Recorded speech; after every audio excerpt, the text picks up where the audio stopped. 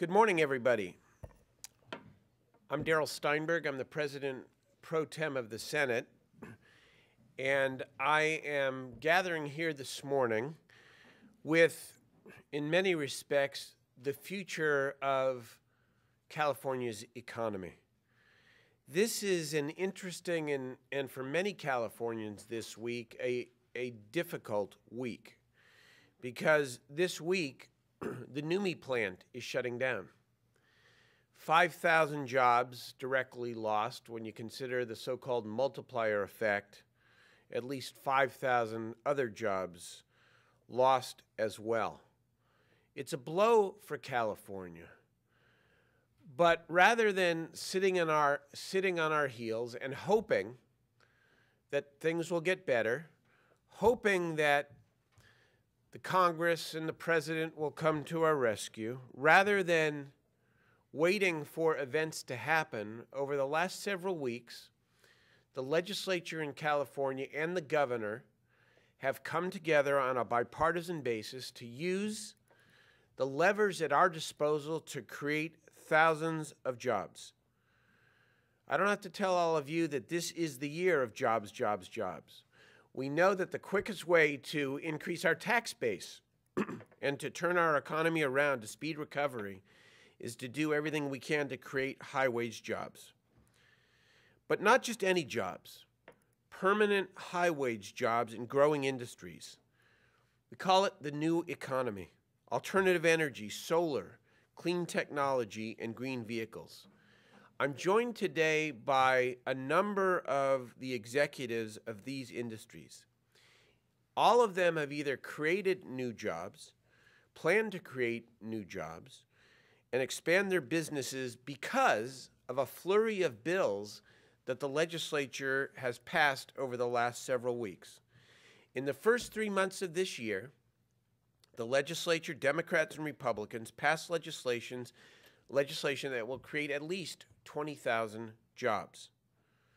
The governor just signed a bill that will eliminate bureaucratic obstacles to the creation of large-scale renewable energy projects throughout California by expediting the planning and permitting of these projects. SB 34, in the 8th extraordinary session, we estimate will create at least 15,000 jobs. The governor also signed SB 71 by Senators Padilla and Alquist that will provide a manufacturing tax break, sales tax break on green manufacturing equipment that will also create thousands of jobs. And last month, the governor signed Assembly Bill 510 by Assemblywoman Nancy Skinner, which will allow more Californians to reduce their utility costs through the use of solar and wind power, because the bill increased the so-called net metering cap so we could widely expand the successful California Solar Initiative program.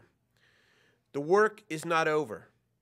The Senate is committed to taking up several more measures over the next several weeks that we believe will lead to the creation of at least 30,000 additional jobs in the growing industry.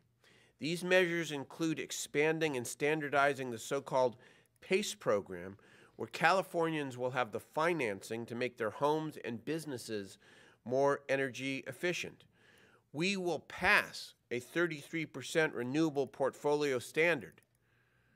Despite the political difficulties this past year, we're close, and we will get that done. And despite our disappointment about the administration's veto of the so-called tax conformity bill, we will pass a revised version when we get back into session next week to make sure that those entrepreneurs of the kind standing behind me aren't taxed on their ARA funds. And so this is a simple message, just like the governor's message of last week.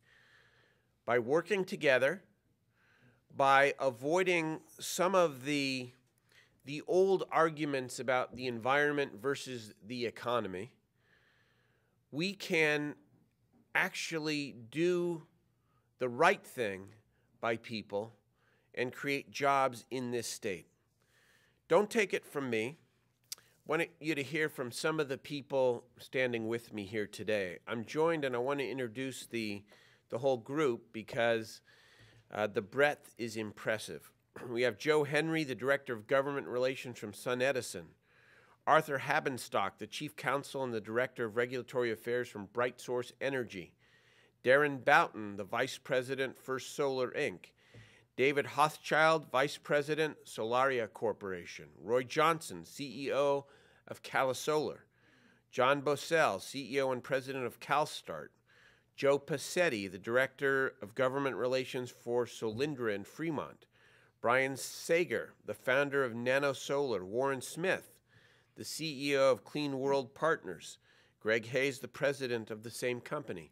Randy Groh from Symbol Mining. Matt Horton, the CEO of Propel. Let me bring to the podium Joe Henry, Director of Government Relations at SunEdison, to talk about this legislation and how it's going to help his company. Joe? Good morning, and thank you very much. I'm Joe Henry. I work with SunEdison, and just to give you a little bit of context about what SunEdison is and does, and relative to the rest of our renewable colleagues up here, we're an installer of large photovoltaic systems. So we put solar energy systems on the roofs of government buildings, universities, and other large institutions. We also work with utilities to some extent as well. We have a model, a business model, where we actually own the system and we sell the electricity to the customer there who's hosting the system. That way, those customers don't have to have the upfront capital costs of installing clean, efficient, renewable solar energy. SunEdison has about 100 megawatts of solar energy systems across North America. We have those megawatts are deployed at over 300 sites. And we're putting in another 72 megawatts this year in Europe. We are very committed to the California solar energy market. In fact, it makes up more than half of our business. And we are here today because of the markets that California has created for solar energy.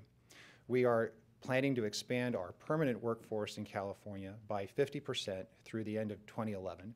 In addition, of course, to the permanent employees that we have, we employ hundreds of subcontractors who actually do much of the work for us on the rooftops, installing the systems, or as our engineers out there actually drawing up the plans, or other support staff, such as me. So I wanted to particularly thank Senator Steinberg and his colleagues here in Sacramento for the work that they've done. And this year alone, we've made some very, very important steps forward. In particular, I'd like to highlight Assembly Bill 510, which is authored by Assemblywoman Nancy Skinner. That bill raised the net metering cap from 2.5% to 5% of California's peak energy. Now, 5% of California's peak energy demand doesn't sound like a whole lot of solar, and I'd agree with you. I'd like that cap to be higher. But we were very close, or at least seeing the end of the customer-sited solar energy systems in Northern California as we were getting closer and closer to that 2.5% cap. By raising the cap to 5%, we've created what's clearly a long-term and sustainable market so that companies like SunEdison can plan accordingly and add employees accordingly. I'd also like to point out our enthusiasm for Senate Bill 401, authored by Senator Wolk. That's a very important bill as well because it will allow California investment and help California by clearing up some problems with California's income tax rules to ensure that we're able to more effectively leverage the funds that are available through the federal ARRA program. So thank you again, Senator Steinberg and all your colleagues here in Sacramento. We appreciate the hard work that you've done just this year alone. There's obviously much more to be done as we move forward, but we're off to a good start. Thanks. Thank you very much. Arthur Habenstock from BrightSource Energy. Good luck. Thank you. I'd like to thank very much the President Pro Tem and his colleagues in the legislature, and as well as the governor for the leadership that they have demonstrated in making things happen in California. Working together, the legislation that has been passed has demonstrated that we can bring jobs and economic stimulus to California at a time that is so desperately needed.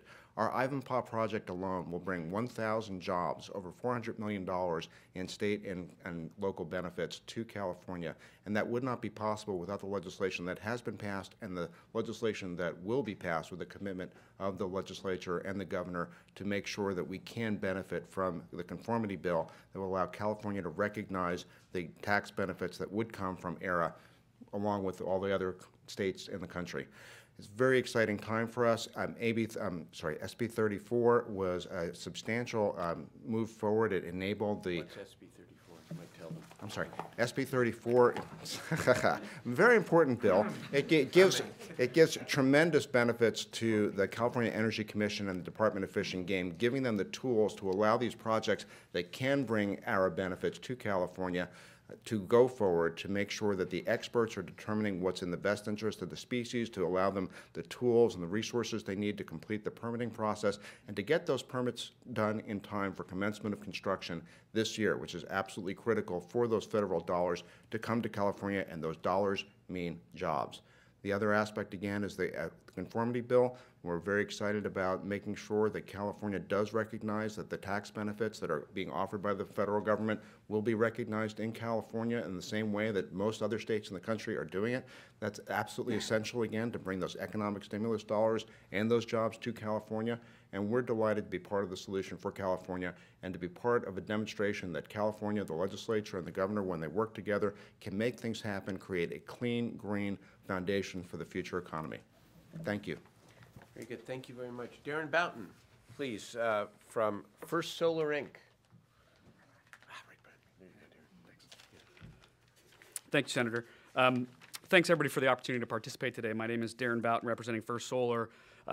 Once again, to give you a little bit of background on us, First Solar is the leading and lowest cost solar module manufacturer in the world, and we have one of the largest solar project development pipelines in the United States. We are an American company. We've created thousands of American jobs. We currently have approximately 1,400 megawatts of California projects announced with power purchase agreements with utilities that are expected to produce in the range of 1,800 construction jobs over the next 3 to 4 years, the majority of which will be in California. In addition to this, these projects will create indirect benefits for dozens of other in-state consulting firms, engineering firms, and ancillary services firms. And we have more projects in the pipeline for development. And as you've heard from many of my colleagues and Senator Steinberg, folks here in Sacramento have been pretty busy over the last few weeks trying to create policies that will enable California to continue its leadership in renewable energy and create jobs. So I would just like to say we applaud Senator Steinberg, Padilla, Pavley, and Alquist, Assemblymember Skinner, and the governor for their leadership in tackling these very tough issues and working to create policies that will allow our projects to move along in the process. Now that said, as Senator Steinberg mentioned, I want to acknowledge that there is a little more to do. Our work's not over, so we look forward to seeing a bill get signed this year and hopefully in April or earlier that removes California's taxation of the federal ERA grants. We also look forward to seeing a bill get signed this year that expands California's renewable portfolio standard to 33% by 2020. And the reason why we feel that bill is also so critical is it's these types of policies that actually create long-term, sustainable, competitive markets for companies like First Solar and a lot of the companies that are standing up here with me on the podium as well, to ensure that we actually continue to invest in California, because I think it's fair to say we all want to do that even more. So therefore, we look forward to working with Senators Simitian and Padilla, other members of the legislature, the governor, and the various stakeholders on passing these bills this year. And boy, if we can get it done in the next couple of months, that sure would be nice. And we hope that by doing that, we'll be able to foster a clean tech revolution and create thousands of more jobs in California. Thank you for the opportunity to participate. David? Good job. Go ahead. Good morning, friends. I'm David Hochschild with Solaria. We're an American solar PV manufacturer headquartered in Fremont, manufacturing a new lower-cost solar panel. And really, California is the incubator for the nation's solar industry. We have about 70% of the solar market is right here in California. Our company is going to grow and hire an additional 25% our workforce will grow by 25% this year, and that really would not be possible without the California Solar Initiative, which was the result of a lot of hard work that took place right here in the Capitol, and has succeeded in creating 50,000 rooftop solar energy systems in California, generating over 500 megawatts of power, and is really a national model. We saw the solar PV industry double in size last year as a consequence of this policy, which is really, and there was a lot of questions when it was passed, would it work? And it is working, and our company wouldn't exist were it not for that. One observation I want to point out about the status quo in California with where we get our energy, the leading source of fuel for our electricity sector comes from natural gas, right? And we import as a state 87% of the natural gas that we use to generate electricity in California. So every time you turn on a light switch today, you're sending money out of the state economy.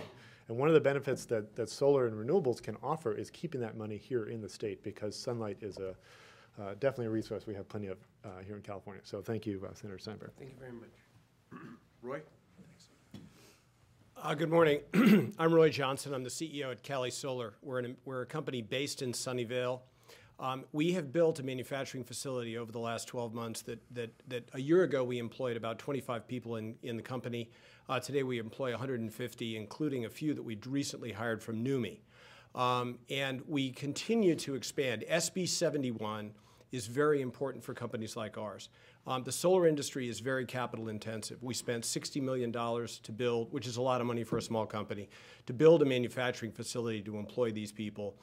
We are looking right now at an expansion that will triple the capacity of our facility in Sunnyvale, and SB 71 that allows us to an exemption because of the clean technology that we do from the sales tax makes a very big difference to us as we make decisions about how much we expand in California versus how much we might expand somewhere else in the world. We have choices of other states. We have choices of other countries where we can manufacture. Things like bills like SB 71 make a big difference to us as we look at the economics of the cost of doing business in California versus the cost of doing business elsewhere. So we really appreciate the support. A little bit about Cali Solar. We make low-cost solar cells using much more energy efficient and lower cost silicon than anyone else in the industry uses. We're trying to reduce the energy deficit that's created in the solar industry by being 5 times more efficient in our energy consumption in our own operation. Thanks. Thank you. John? Good morning. My name is John Bozell, and we've heard about stationary clean energy, solar, largely today, and now I want to talk about clean energy on wheels, clean transportation. My organization, CalStart, has about 120 member companies representing a wide array of alternative fuels and different technologies to help make the transportation sector cleaner and more environmentally friendly. As a result of California's policies to date, like AB 32, the low carbon fuel standard, the Pavley bill on tailpipe greenhouse gas standards, California will be the largest and earliest market for clean transportation technologies. We will see more clean and zero-emission vehicles here. We'll see lower carbon fuels here first, before any other state, and perhaps before any other country. And the question really that the legislature and the governor have been dealing with this year is, we'll be the biggest market, but will we be benefiting economically? Will we be creating jobs here in the state?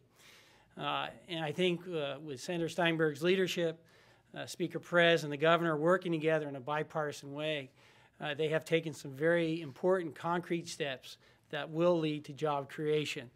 In particular, my membership, the 120 companies that are members of CalStart, are very pleased to see the passage of Senate Bill 71. That bill exempts clean tech manufacturing equipment from the California state sales tax. We are one of 3 states that had that particular sales tax.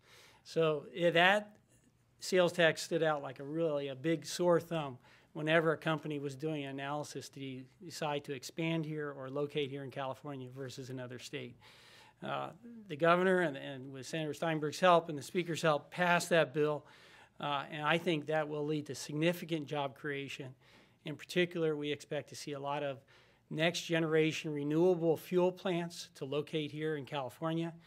We expect to see more clean vehicle manufacturing to occur here, and we expect California's leading electric vehicle charging equipment suppliers, the companies that build the chargers, to build and expand here.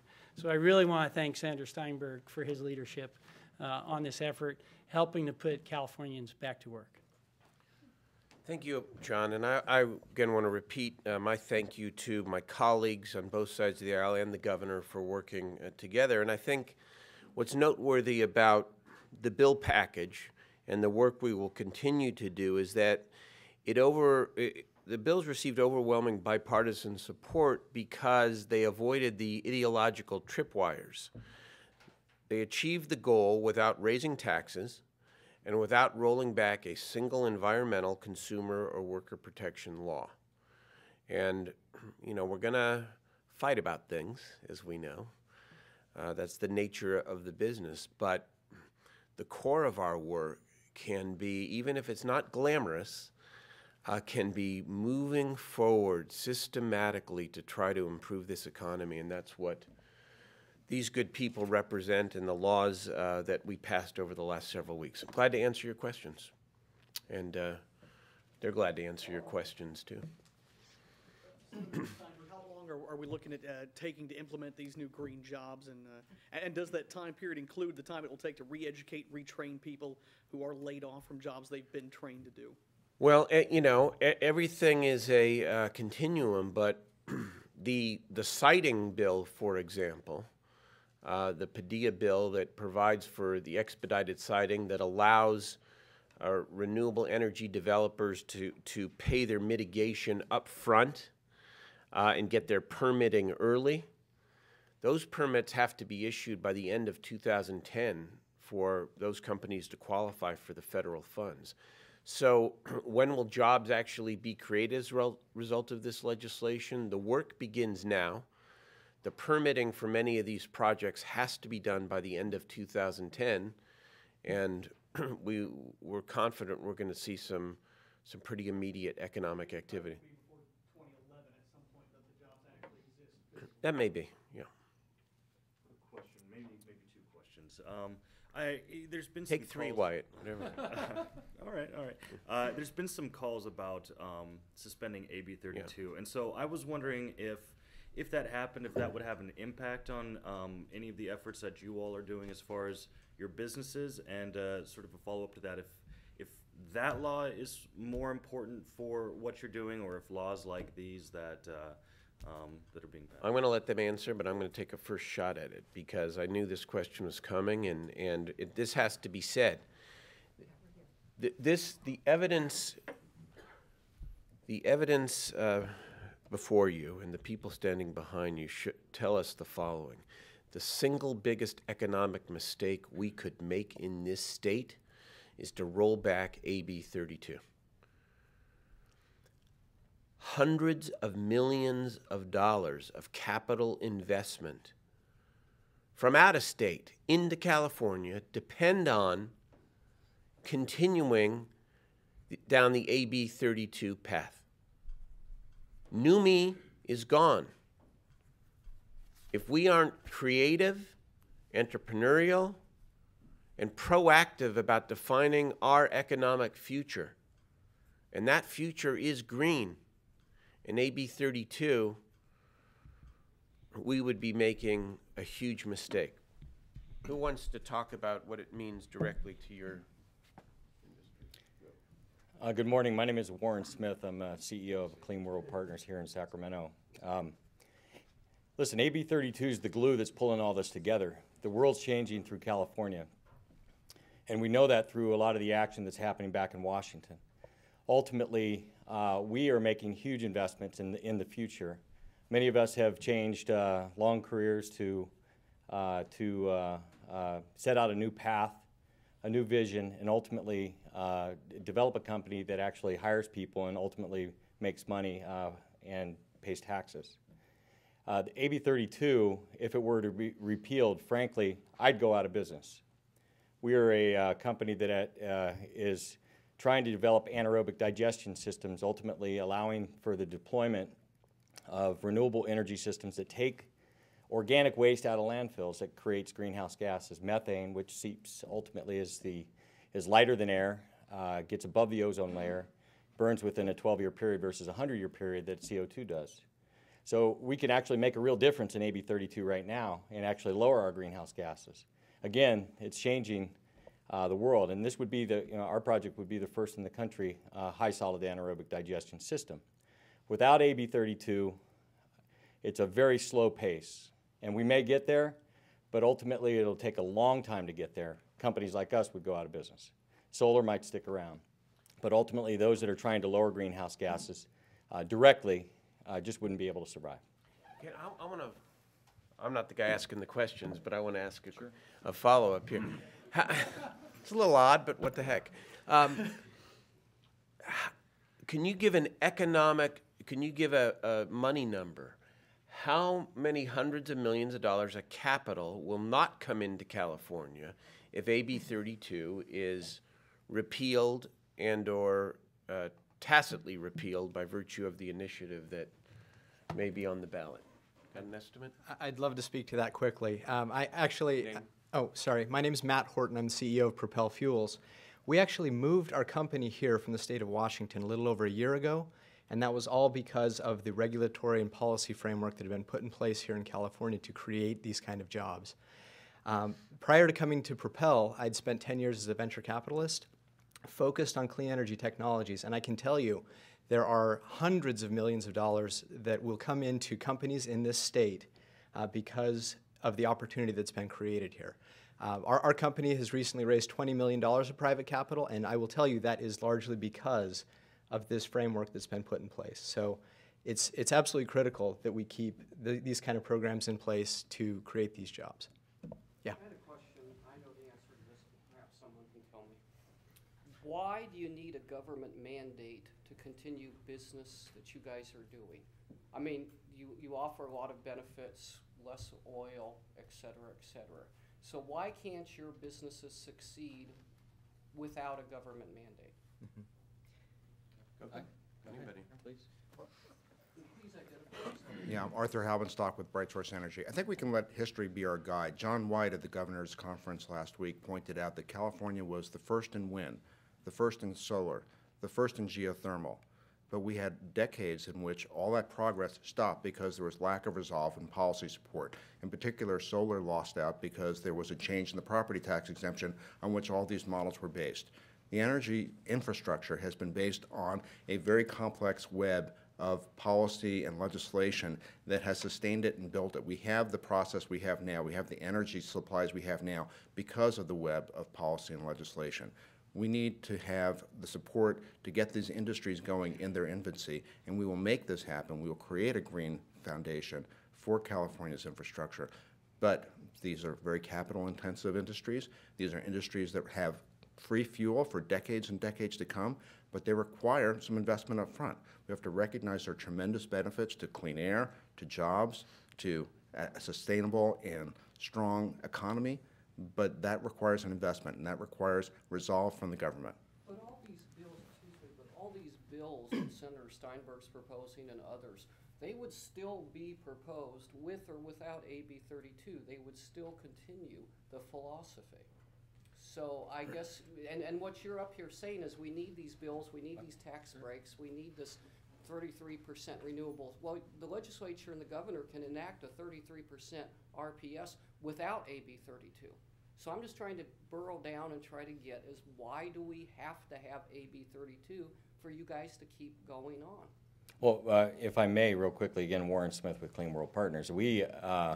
We're a company that actually takes the gas and prevents it from getting into the atmosphere. So we're actually making a huge step forward in really accomplishing the statewide goal of reducing greenhouse gases. It's not just an ancillary benefit, it's a direct benefit. And so if you look over history, ultimately we can use an example in the waste industry that really changed our behaviors. And that's what we're really talking about doing, is changing behaviors. And look back at 20 years ago at AB 939, where we had a 50% diversion law that ultimately mandated that each of us take our recyclables and cans and papers and put them in a different container so that we could actually prevent that from getting to the landfill. And look, we're at 60% landfill diversion. But it took a behavioral change, and ultimately it's too easy to keep doing the same thing. And no disrespect to those that are in the landfill business, but ultimately it's too cheap to keep putting stuff in the landfill. So for us, again, Clean World Partners, it's about ultimately changing behavior. And when we change behavior, we can ultimately establish businesses that actually allow for those people to conduct the new behavior that we're trying to accomplish. That's a great answer. You want to add anything? Just real quick. Darren Boughton with First Solar. Why AB 32? Why is it necessary? AB 32 draws a line in the sand and it puts it in law. That's one of the reasons why it's necessary. Before my current position with First Solar, I've participated through state government on the Western Climate Initiative, which was, I don't know if you're familiar with the initiative, but they're trying to figure out how to develop a cap and trade system for the West within the U.S. And representing California as being the only state with a law on the books that actually required a deadline and a number goal actually allowed California to pretty much drive all the conversations and put us in a position where we could always say, we can't back down, we can't back down, we don't have a choice. If you don't have something in statute and you simply have a goal, that's kind of nice, and I think a lot of people will sort of work towards that goal, but most of the time, people tend to undershoot their goals. Whereas if you know what your minimum requirement is to produce within a law, very little chance you're going to miss that goal. And so I think from our perspective, I mean, from an industry-wide perspective, obviously RPS is huge for us because, once again, if it's a 33% requirement in statute, very much different than an executive order or a goal, because we sort of have to get there. And AB 32, I think somebody mentioned it, is that glue. It is kind of that umbrella that has driven everybody to be on the same page. We always talk about how hard it is to write big ships. California is a pretty big ship. And so the one thing that AB 32 has done, it has given the actual clear direction that the leaders of the state can actually live by to try to guide that ship to make things real from an implementation perspective. Okay. Let's. Are there other questions? We just heard about there was one company that came from Washington to California because of AB 32, and that's good for the state. There are some companies interested in relocating here, but we've been doing stories for months now about how many companies are leaving California as a result of the environmental regulations, or at least that's what the business owners claim is their problem. What good does it do for the state if we create 20,000 jobs with the green technology, but if these regulations cause California to lose hundreds of thousands of other jobs? Well, I think the key point of your question was what they say. We don't agree. I don't agree, certainly, with the contention that AB 32 is costing jobs. Where? Why? How? The fact of the matter is what you see behind you, and what is the fact is that given what's happened to manufacturing in this country, given the job losses that we've seen throughout various sectors in the economy, we have to focus our attention on developing new economy. And that's what this is. And it's just plain false, the argument that to make good environmental policy is to make bad economic policy. Just the opposite. Take advantage of the opportunity here. Take advantage of the market. Take advantage of the future. That's what these people are doing. And you know, where there are regulations that don't work, we're looking at them. Look at one of these bills here that we talked about here today, is to expedite the permitting for projects that are eligible for federal funds. We estimate that 17 major projects are going to be expedited because of this. And what did we do in this bill? Very simply, we said you can get your permit before you finished your mitigation. You still have to do your mitigation, your environmental mitigation, but you don't have to wait till it's done to get your permit. Common sense way to tweak a regulation that will allow people to get started and to create jobs. How many of these types of companies, and maybe somebody would jump up and answer this, will employ, say, 5,000 people like the NUMMI plant that's closing down? How many of these green companies will be employing that size workforce? Brian Sager, NanoSolar. There was a study done for the Department of Energy that showed for every megawatt of solar panel production, 10 downstream jobs are created in project engineering, installation, system deployment, integration, operations, and maintenance. And those are permanent local jobs because they require a physical presence locally. That means that if a company is putting out 100 megawatts, you're talking about 1,000 jobs. If all of us together are putting 1,000, then we're talking about 10,000 jobs. So it becomes a very large number very fast. It's a well-vetted number. That study is publicly available from the Department of Energy. And that sounds great. 10,000 jobs obviously is a good thing. But with California's unemployment where it is at the moment, 30% above the national average, 10,000 or even 20,000 jobs created at this point doesn't even make a dent in the state's unemployment level. Well, first of all, the package of bills that we have passed and will continue to pass over the next month, we estimate will create between 140,000 and 200,000 jobs.